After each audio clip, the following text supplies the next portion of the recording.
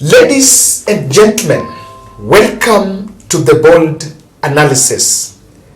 I have followed the way senators were trying to probe Ezekiel Odero about the Shakahola. And I can tell you that clearly it is by, I think it's by good coincidence that Ezekiel Odero appeared before that committee, because it actually exposed the real Ruto hand in troubles that Ezekiel Odero has been going through. And I want to show you what exactly the vector that shows you that Ruto is behind Ezekiel Odero's trouble. Number one, I want us to look at the level of political hypocrisy, the highest level of political hypocrisy that was exhibited by my friend Senator Boni Khalwale, asking the pastor how the politicians can control prophecies that come from the church or politics in church. Allow me to remind you that you are not Jesus. And your pastors seated behind you are not Jesus. I believe, and many people who have gone to school well believe, that theology is a very complex subject. The issue of the podium being used to incite members of the public in the name of the Lord has told me, the Lord has shown me that leader X or coalition Y or party Z is the wrong one. How can you help us to legislate so that we contain that? And I'm glad you have referred to the post-election violence of 2007. I'm telling you, sometimes wonders never, you may not even understand what exactly we are dealing with. This is the politicians, and it will be very ironical for Kenya Kwanza to purport to get worried about politics in church, while the last general election, they spent every Sunday in the pulpit politicking in Mount Kenya and the other parts of this country. Is it not known that this leadership was lifted by politics in the pulpit? So one of the reasons why, one of the first signal is that there are people or there are forces that feel threatened by the fact that Ezekiel Odero used to speak some political prophecies in the church. Number two, Ezekiel Odero was asked about the reason why, or information that he has about how his two crusades were actually postponed in Kilifi. He was supposed to hold a crusade, I think that was last week on a weekend, and that crusade didn't happen. So it started with a charity program. After running almost 3 days charity program, he again went and was supposed to hold an event, a crusade in Kilifi town. It was postponed by the police. Then another after it was postponed, it was moved to Wednesday. He again came and it was declined. So he tried to explain to the committee what exactly happened, and I wanted to listen to the way that committee responded to him. Day 2, nikaambiwa, Pastor, simu imetoka juu kutoka kwa president na CS, cabinet secretary wa internal security. They have been monitoring you. Point of order, Chair. Yes. I would like to intervene on that. because if the witness cannot substantiate a presidential call and a cabinet minister's call, then he needs to withdraw. Point of order, Chair. Madam Vice Chair, since this is an inquiry, the pastor is allowed by law and the standing orders of this House for him to reveal that information. If the minister feels he can come and defend himself, then he can come and do it.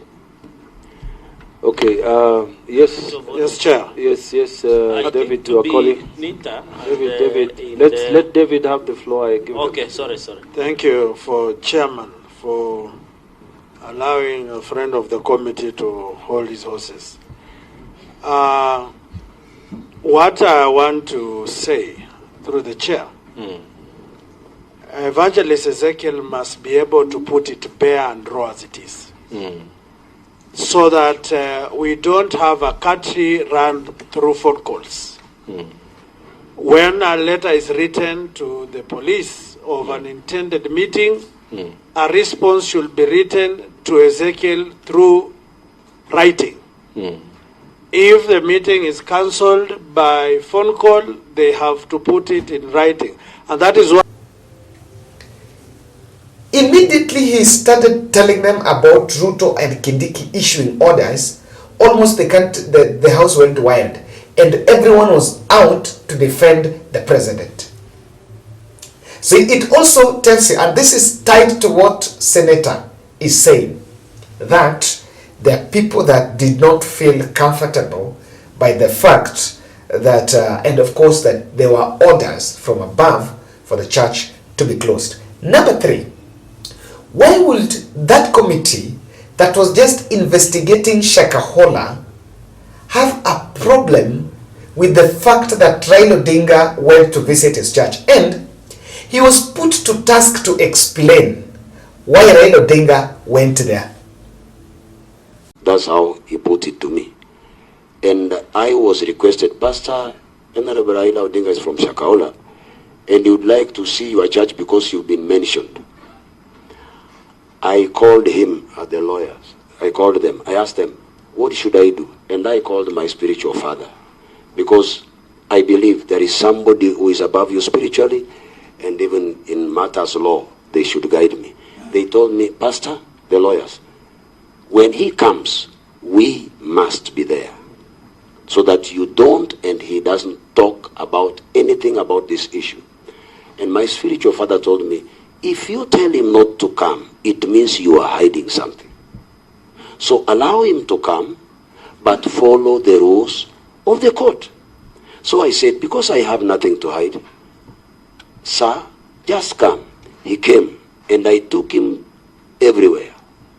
And he was there. Even when we were talking, he was there. And why should we cry about maybe a leader who saw it good to verify the difference between Shakahola and New Life, and some of us who are mandated to verify that refuse to come, and we punish a leader who decided to come even without invitation? We invited those who were appointed by His Excellency the President to verify this. They refused. To make matters worse, some of them are our spiritual fathers. If you talk about your spiritual son in the gospel and you say, I want to go there, then a political leader says, I have a responsibility, I have a following, I want to know whether you are right or wrong. Why should I tell him not to come? So let's be very realistic here. That church is a church that everyone goes there. Now, Raila Odinga is one of the leaders that is well known in this country. And he went to Shakahola. And after going to Shakahola, because Ezekiel Odero's church was largely mentioned in the whole Shakahola, he also wanted just to, on fact finding, he also has following, just to tell supporters what exactly is going on or what they've gathered. And they decided to go there. If the committee is probing possibility of Ezekiel Odero's involvement with the Shakahola, then let's be honest here. Why would they have a problem with the fact that Raila is there? It only shows that the whole thing, they're looking at the Ezekiel Odero's probe with a political lens. But then let's ask, 400 people losing their lives in that Chakahola forest, and the President of the Republic of Kenya have never stepped in that place. You know, I've been wondering about it. While William Ruto is one of the leaders with Mobility Accelerator, especially, is politically mobile. Is one of the most politically mobile presidents that I've seen. I've had the privilege of seeing Kibaki, Uhuru, now him. Of the three, he's the most available, and he's been going everywhere, but has never stepped to Shakahola. But then the committee is having an issue that Raila went there. It shows you that they look at the whole thing with a political lens.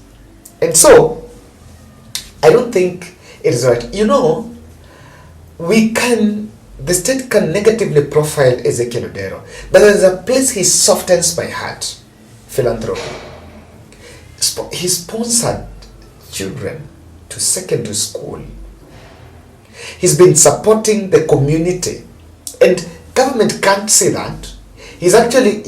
All those investments he's created, they're his own investments, and they've also employed other Kenyans. Then the whole government would want to mutilate such a big business empire, which is also employing other people. You know, and I've been saying, we really need to think, look at, really, what are we doing, surely? I believe that the freedom of association and the freedom of worship should not be discriminatory. What looks here is that the whole reason why we are stifling, and you know why? No, let's be honest. Now, the thing was about Shakahola. Now, if you listen to the whole thing, no one is probing Shakahola. In fact, I've not seen these senators. They're supposed to give the report next week on Thursday. But that committee has never stepped to Shakahola. I don't remember when they even went there. The only leader that has gone there is Kindiki and then Raila Odinga. The Senate committee that was probing Ezekiel Odero has never stepped there. They don't even know how that place looks like. So, I don't think we cannot use political lens to limit or curtail the freedom of association and the freedom of worship. Number two, I think the government has failed to direct link Ezekiel Odero with Shakahola. I think what we are only asking are political conjectures. What are you doing with Raila? You know, what Senator finding out why someone went to the bay with Raila, how does that help to know about Shakahola? You know, we are only investigating political turns and twists, but because clearly there is no way you can link Ezekiel Odero and Shakahola. So why don't we leave the man to do his thing? Really? Why don't we just leave him to do? Because we seem just to be circumnavigating around it. Now, number three, the lifestyle audit that the political class is now pretending to be doing for Ezekiel Odero is actually unnecessary, because themselves, they need to audit themselves. I saw the way they're asking how Ezekiel Odero has schools and hospital and the bank and the business empire around that place. What kind of properties do these politicians have? And when they hear about lifestyle audit, they will even rush to parliament and even make amendments that will stop such a lifestyle audit. So let's stop the hypocrisy. Let's leave Ezekiel Odero do his thing. Because surely, we should just remove the political lens. If someone wants to investigate Shakahola, let's see the zeal. But on Ezekiel Odero, we're just playing public. We're just playing political gimmick. Thank you.